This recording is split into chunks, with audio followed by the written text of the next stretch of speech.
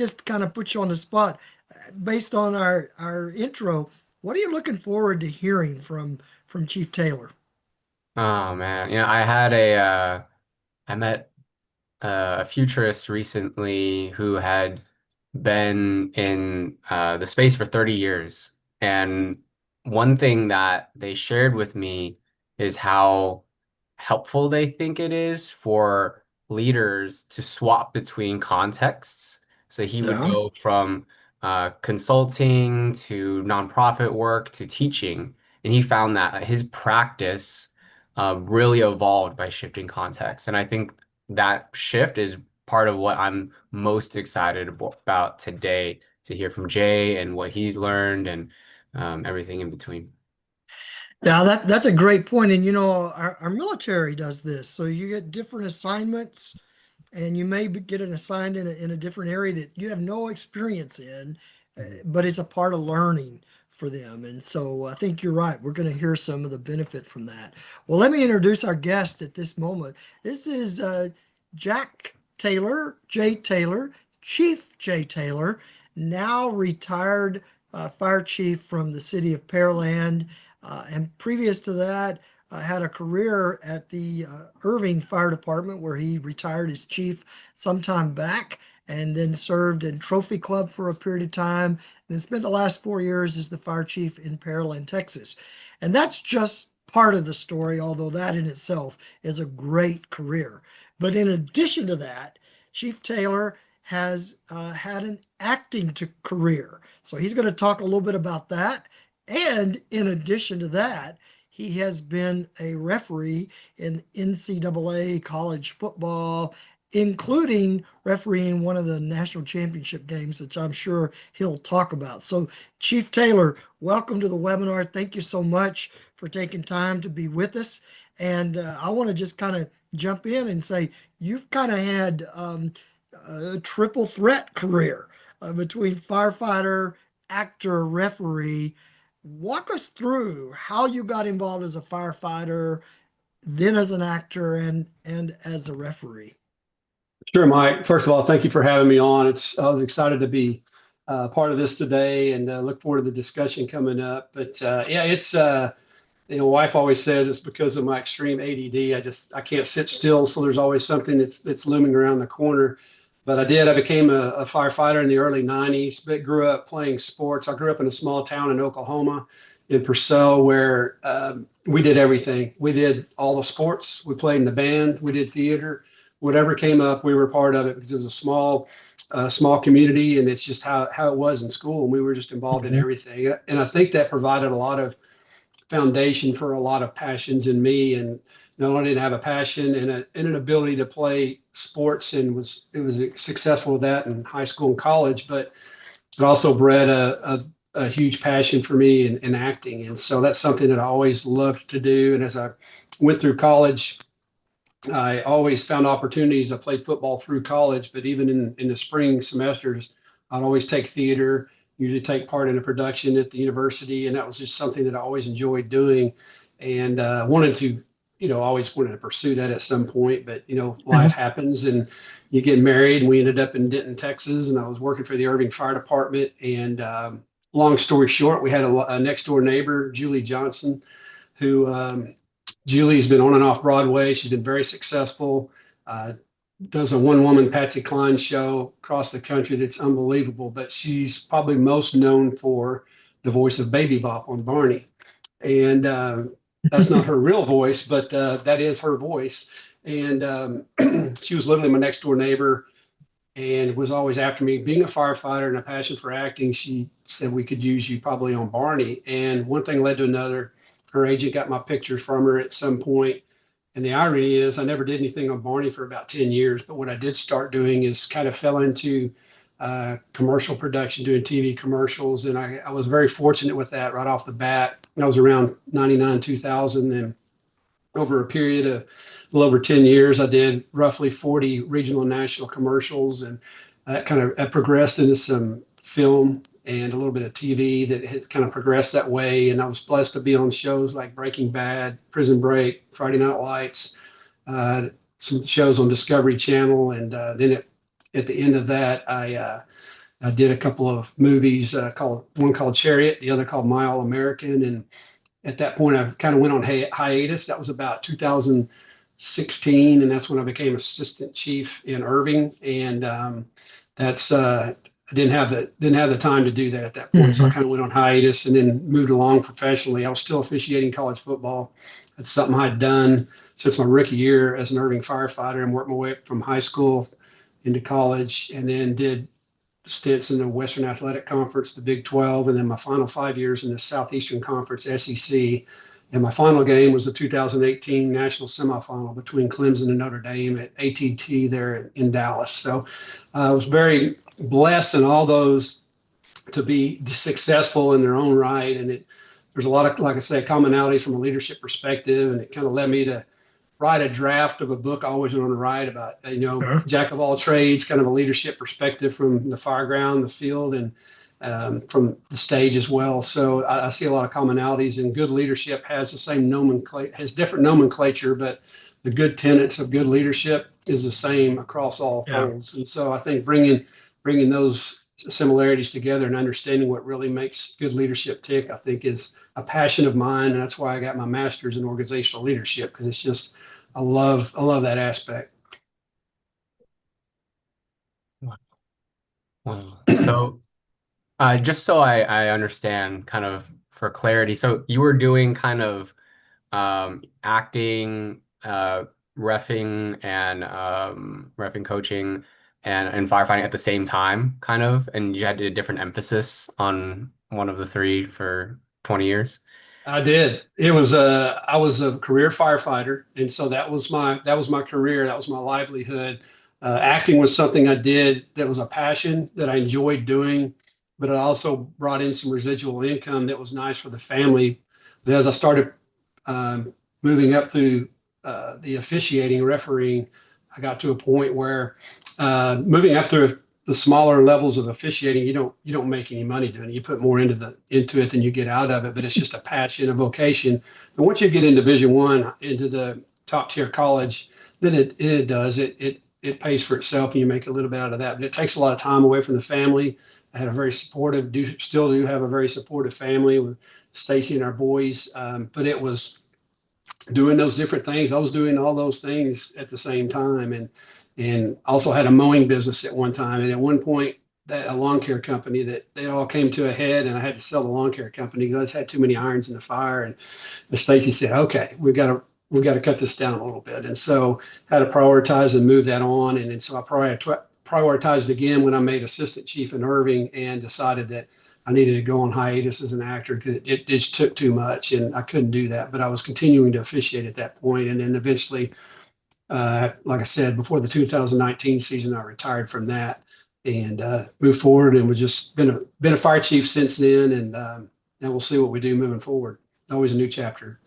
Got it. Okay. Okay. Yeah, those are very different on the Mm. surface level. I'd be curious as the more you juggled the three, is there something like a DNA strand or like a skill that you found is identical across the three? I know you mentioned your book, but I'd love to hear a little bit more about that, what you found similar across the three. Well, I think that from a DNA perspective, I think that I would say the commonality is preparation. And so I always say success is for the prepared. And you see people that are successful on any different walk of life, any different profession, and sometimes it seems like they've got that golden touch that everything they touch turns to gold. And sometimes there's a little bit of that involved, and sometimes it's better to be lucky than good, I guess. But people that are consistently successful are successful because they are prepared. And if you really break down how they operate and what they do, they're successful because they're putting the time in, that foundational time, to do the work, the legwork that a lot of people, quite frankly, aren't willing to do.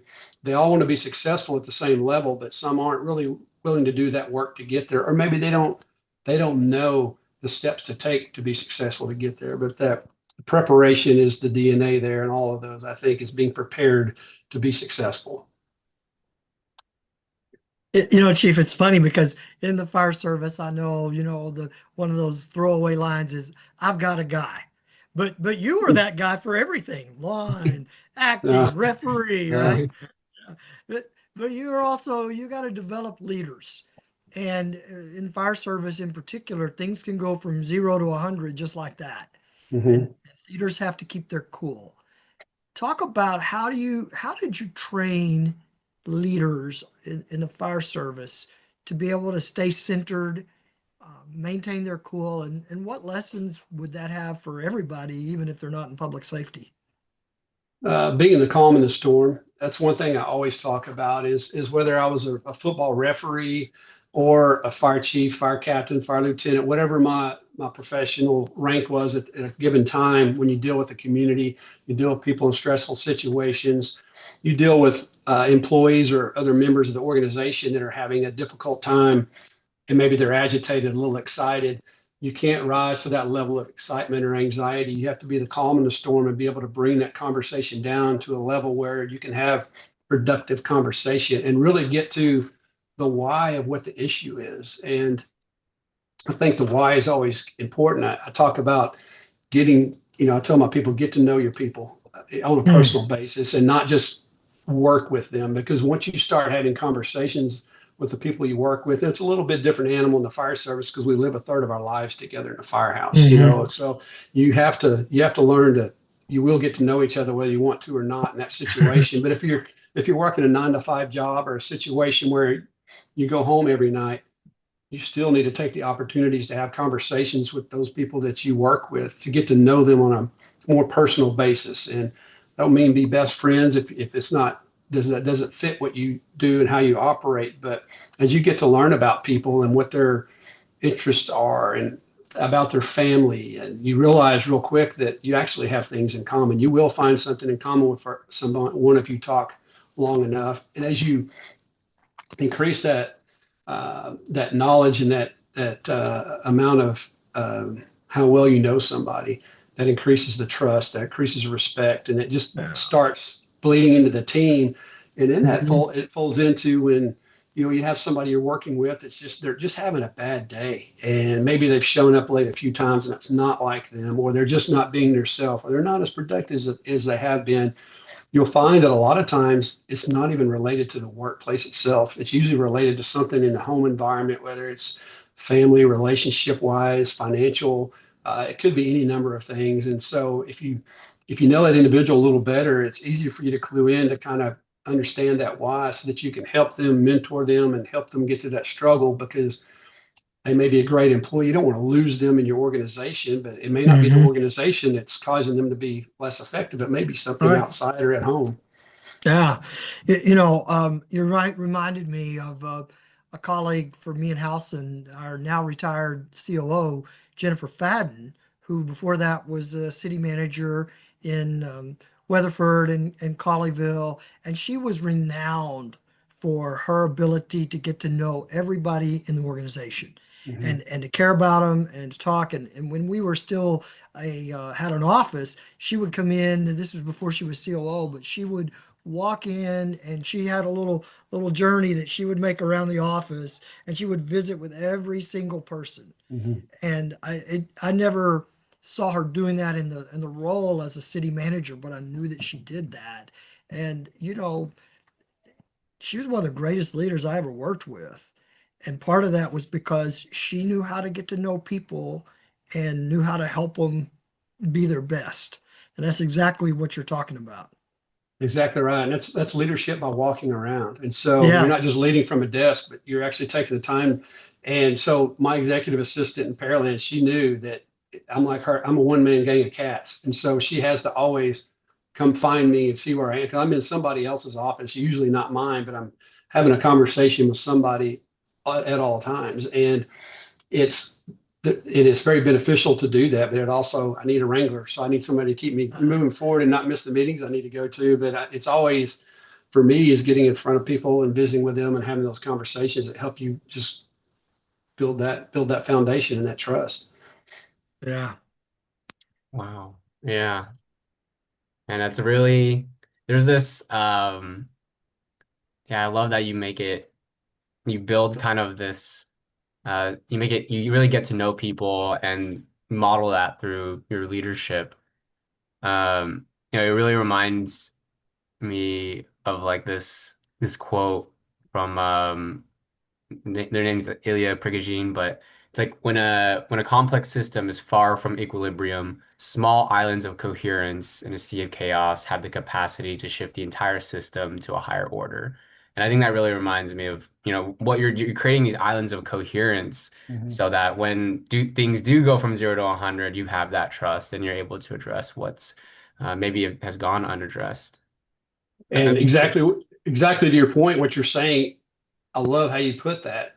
Conversely, if it's not done in the right vein, you end up with all those being silos. And when you have those all being silos, then it goes the opposite direction. So being very conscious and being able to bring those silos where they have commonality and they can work together as they continue to make the organization move in one direction, that's very, very important. And always something you have to be mindful of as you watch your organization and how they're operating from a day-to-day perspective.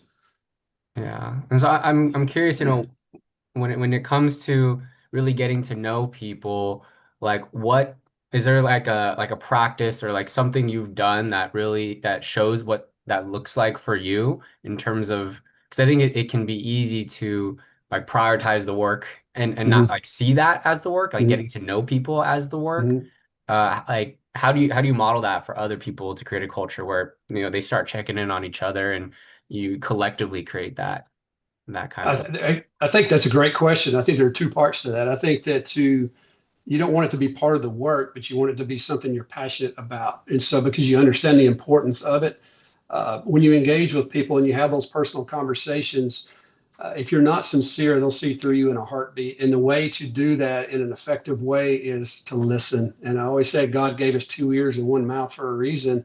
And so you start that conversation, but just let them talk and listen to what they have to say, and then see where that conversation goes. If you're wanting to lead it in a in a certain direction, it may not be as fruitful as you hope. But if you just start engaging and then just listen to them, ask them how their family's doing, start learning about their children and what their interests are, and just having those conversations and see where they go. And inevitably, they'll start coming to you with ideas for your organization and how they can make it better. And then you can have those discussions on, all right, is this idea, is it good for our customers or the community we serve? Is it good for our organization as a whole, or does it just serve a small percentage? And that's what you have to look at to see if that's something you want to look at implementing. But you start having those productive conversations from a work perspective, and it all comes from those sincere engagements of just taking a few minutes to get to know them. But when you have those conversations, you can't be going in there with a narrative, because they'll see it as a one-way conversation and they won't receive you very well. They won't receive you as being sincere. You really have to listen more than you speak when you get in those situations. Mm, very good. So let's talk about chemistry. I mean, we know in a good fire department, a good company, there's chemistry. We can see when there's good chemistry with actors on the set or in theater. But talk about chemistry with a referee crew. What is that like, and how do you build trust? Do you build trust in a crew that's refereeing a game? You do build trust, and you can't be successful if don't have that crew trust, that crew integrity. And it takes a lot of, from a officiating refereeing at that level, is there's an enormous amount of scrutiny. There's an enormous amount of um, vision. I mean, everybody sees what you do. And at my position that I worked for years, field judge, I was 22 yards deep on the sideline. One of the big things I was engaged with were the defensive backs and receivers. So if I had a pass interference call, the entire stadium sees it. And so when I threw the flag or didn't throw the flag, half the stadium would be mad at me one way or the other. And so that's just part of it, because everything that I officiated was out in the open, where you might be an Mm, umpire, referee, where they're looking in the interior line, and it doesn't always stick out. Everything that I did stuck out. And so how do you, one, how do you grow that level of trust from the coaches you engage with to the officials that you work with on a daily basis? And that's understanding that you're a technical professional, really understand your job, you understand the philosophy, you understand the rules, you've done the film study. I would watch 20 to 30 hours of film a week in the off season, and rule study was constant for us. And the way I looked at it was, when I walked on the field, I didn't want to have to think when a situation arose, because when those situations arise, you watch college football on TV, SEC in particular, and you think, well, those kids look pretty fast. But if you're down on the field and you're 6 feet from them when that action occurs on the sideline, and their feet are literally as fast as a machine gun, you really have to train at a higher level to be able to perform and react and not think. Because if you think, it'll get you in a jam. And so understanding that in my position, my job was to keep all 22 in my view. And so I always looked at it as being a sniper. I was always looking at the wide angle. And unless my call was immediately the call engaged in, that's one thing. But if I wasn't making that particular call, I'm watching all 22 and I see another official throw a flag. Maybe it's a punt return and I'm clearing blocks as we move down the field, and I see a side block that I know is a side block, and I point it off, and I see a flag come in. I put that in the back of my mind, officiate the entire play, and as soon as that play's over, I'm coming back to that spot of that flag. I want to talk to that official. What do you have? And so in those situations, it's not, I think you missed that, or I think you shouldn't have called that. No, it's 100%. You need to pick that up. That was a side block. And it's up to them at that point to have the trust in you, because if they pull that flag and they come off of it, no foul for blocking the back, it's on that official, but it's also on the one that pulled them off of it. And so we're graded on all 3,000 plays that we're engaged in throughout the year, whether we make a call, don't make a call, missed call, marginal calls. There's an abundance of categories that all comes down to how you're professionally, that respect that you gain on the field. And I was kind of known as a fixer. So I would come in and I wasn't afraid to come in there in a big game, in a big situation, come into that official and say, you need to pick that flag up. That wasn't a foul. And on our crew, there was no side discussion. I've seen crews that they have a lot of long conversations about those things and they're hesitant about coming off. That's because they don't have full trust in each other. Maybe that crew hadn't worked together for a long period of time, or it's a new official on the crew. But in my situation, on our crew, we could come in, and there are 4 of those guys on my last SEC crew that are in the NFL now, and they still operate that way. But it's the trust in me to come in and say, come off of it, and immediately pick it up, say, okay, pick it up and go on down the road. And it doesn't tend to snowball. When you make a mistake or go the wrong direction or make that wrong decision, when you on a play on the field, inevitably it seems like it snowballs after that. When you have a mistake that you allow to linger and move forward with, it just seems like something worse happens next, and then it just compounds on you, and it just always seems to snowball. So having that trust to pick something up, not question it, that's no different than the fire scene or in the boardroom or wherever you sit with people that you work with every day and engage, that you have that trust in each other, that professional integrity, that professional trust, and that personal trust with each other, so that you know that if they say, I don't think this is the right direction, here is why. That's why you can have those discussions in those settings and have that trust with each other to make the right outcome prevail. It's such a fascinating leadership little lesson there, because you have to maintain integrity to the rule book, integrity to the game, and you have to have a positive relationship with adversaries, 2 different teams, 2 different coaches, and with your colleagues.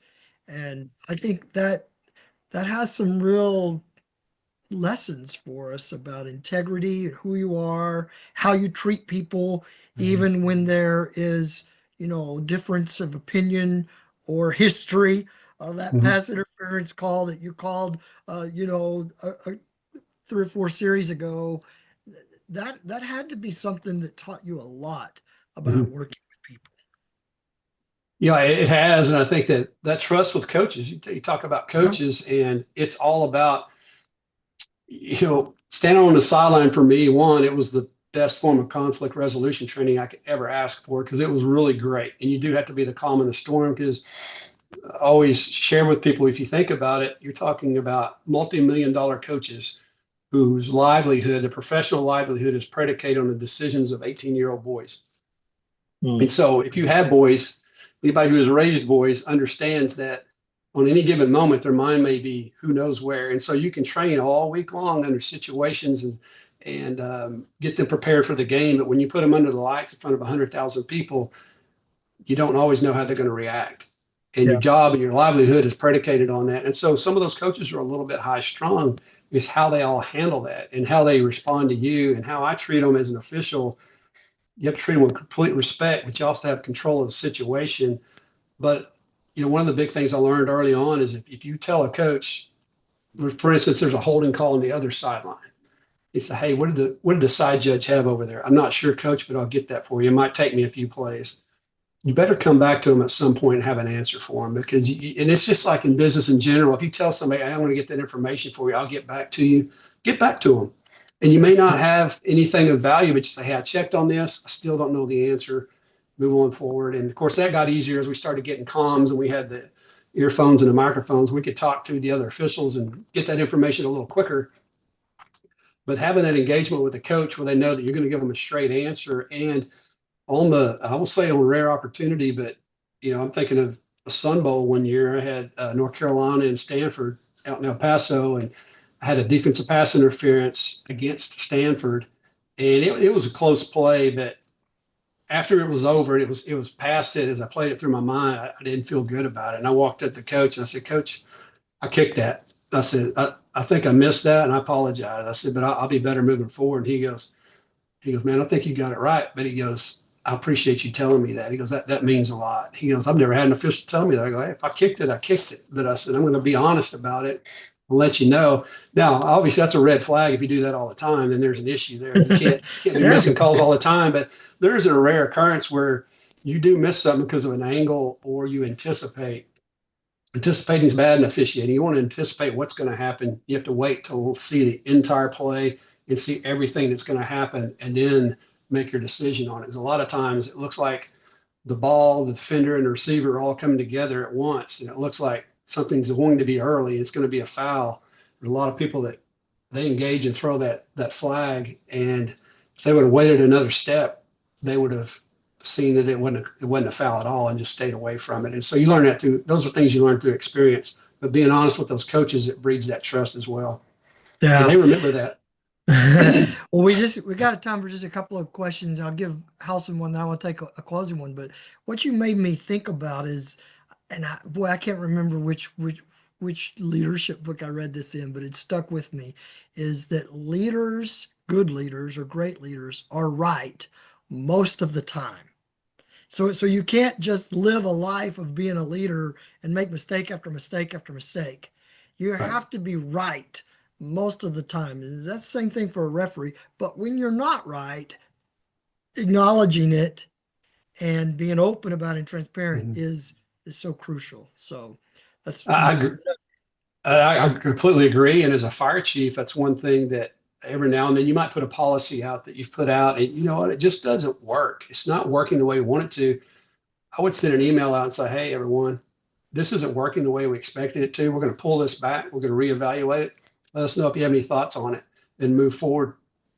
And that really gained a lot of trust with our personnel, and understanding that you're not afraid to say, "Hey, you know what, that wasn't the best idea," and we're not going to just we got to check our ego at the doors. If we don't, we're not going to be able to continue raising the bar together like we hope to. yeah. Yeah, Awesome. this is great. I mean, if I had to choose one last question, I think I would love just to hear. It sounds like there's so many layers to like how you think about like I think tension in leadership, whether it be like anticipating but still not jumping the gun and reacting right when you Mhm. need to act, and managing the public, managing the rules, right? Public scrutiny. Is there anything from your time in like the performing arts and like acting that you're like grateful that you've kind of had that experiences when it comes to managing public scrutiny and just like being perceived, if you will? Like anything that you're really grateful that you spent time in the performing arts for you as a leader? Well, I think that in the performing arts, if you're in live theater, you get instant reaction from the crowd and from the folks in the theater. And I always love that aspect. A lot of what I've done, as I grew up was on film. And so you don't get that engagement, which is really great. But from an officiating perspective, it's immediate. And also with the vein of social media out there and a lot of things that are put out there from social media aspect, and a lot of false narratives and things that are put out there, that you have to really learn to have um, let the water roll off your back, and have tough skin at times, but also understand that as a leader, the ultimate leader in an organization, you're the one taking the shots, but you've got to also be able to understand that you're the advocate for those people you work with and the people that you work for. And sometimes that line is a difficult one to maintain, because you have to stay there and be the buffer on each side, but also meet the expectations of those you're serving and those you're working for that are above you. And so I think having that instant interaction, that level of scrutiny that I dealt with, those coaches that were very very strong personalities, type A personalities that would get right in your face and have really close encounters, being able to handle that and do it in a productive manner, that the next time you see them, they say, man, Jay, it's good to see you. We love having your crew on the field, because we know we're not going to agree with everything, but you guys are you're going to be consistent. And that's all they want, is just calm, consistent leadership, or calm, consistent productivity. And I think that falls into all of those areas, just being calm, being consistent, not not knee jerk reactions to things that happened. Find out all the facts before you engage, before you give a response. And I think that falls into those. You handle them differently, but it's really the same context, that you make sure you have all the information before you act. Sometimes it has to be done very quickly on the football field, but in the administrative section and corporate section, it may not have to be quick, but it still needs to be thorough, and make sure you've gone through all those steps to ensure that you've done your due diligence and you're not assuming. Because as a coach once told me, I won't go into it, but assuming is not always good. But there's a way to say that you've probably heard that before. But to assume it makes us look bad, and so you need to make sure that you take the time to be diligent in your work, no matter what it is. And just sometimes you have the ability to be able to do that a little bit slower than others, depending on the situation at hand. Chief, it just seems to me kind of anecdotally that so many men and women who became great leaders have a story or a few stories in their development years where they assumed something would be okay, and didn't follow maybe the steps that they normally would, and it didn't, and it was a big lesson for them. And we all have those. I think you don't really become what you can if you don't learn from those situations. And all areas you've been involved in, fire chief, public safety, referee, theater. It's really about serving a community or an audience. You have a servant's heart. So the last question I want to ask you, I wish we had time to just go on, but last question is, how do you keep the bumps and bruises that come our way through the journey from causing it to erode your servant leader's heart? How do you do that? What advice would you give to somebody that's maybe getting bumped around a little bit as they are trying to be a servant leader, and maybe finding some of their joy and their focus on that eroding? Talk about that for just a minute to finish this up. I think purpose protects passion.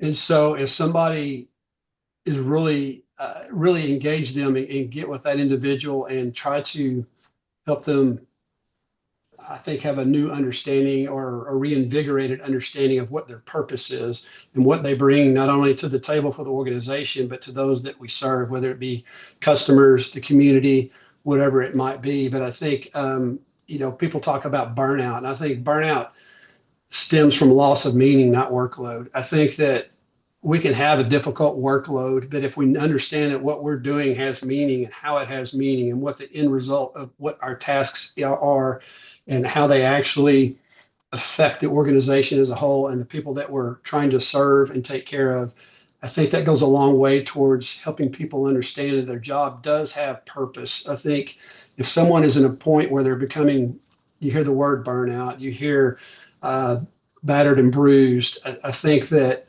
they're not given the positive interaction they need to have. And I think taking the time as a leader to mentor those folks and constantly come in and reevaluate, but also reassure them that what they're doing it the right way. And when they have those bumps and bruises, you're there as a leader to help have those conversations and pick them up, dust them off so that they can continue to engage and be effective. But I think that you don't want to alienate them and just let them swim on their own when they're starting to sink. You've got to come in and let them save themselves, but give them the opportunities to do that. Do they need enhanced training? Do they need leadership training? Are they becoming numb to the direction they're going, or their technical area that they're dealing with? Maybe they need a new environment or direction, a new job mission. And sometimes that brings them out of that and gives them a new direction where they can be excited about it. But everybody has talents that, as a leader, we need to be able to identify what those talents are with our individuals, harness those talents, and then move them in a direction where it makes the entire organization move forward together. And it's a lot of work. It takes a lot of conversation and a lot of being able to evaluate how people interact and achieve those goals. But I think it's the constant interaction and making sure they understand you're there to support them, but you're also going to give them the foundation to be successful. And if you don't have the foundation, you can always train passion. But if somebody doesn't have the passion to be better or do the job the right way, that's where you have to go down other areas to try to see what the best situation is. And sometimes, quite honestly, it's better to help them be successful somewhere else. But hopefully there's somebody that they have the passion to be successful and they want to be good for themselves and the organization. You can find a way to make them successful if you're really sincere about doing that.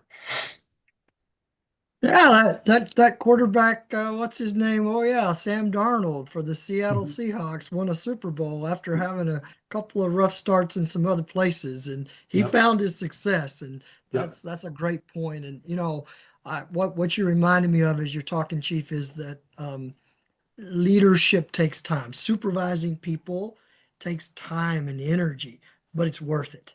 Mhm. And when we have somebody like that that's leading us, we all benefit from it. So, Chief, I want to just thank you. It's been great. Like I said, I wish this could go on a lot longer. I do want to share with our audience that some of the good news is that Chief Taylor is going to become one of the facilitators for SGR in the leadership development world. And so you might be interested in having him come to your city or your county and do some training. He's going to continue to live in the Houston area, but will be available once he fully recovers from a knee replacement surgery that he just had a few weeks ago. We are going to be so excited to have him involved. And so actually, you'll get to hear a lot more from Chief Taylor down the road with SGR. So, Jay, looking forward to working with you and really appreciate the time today. And I want to thank all of you that have been a part of this webinar. Thank you, Halson. Always good to see you, my friend. And thank you, Lisa Shook, for your work behind the scenes. And hope you have enjoyed this, learned some lessons, and we look forward to seeing you next time on a Wednesday webinar with SGR and AFI. Have a great day.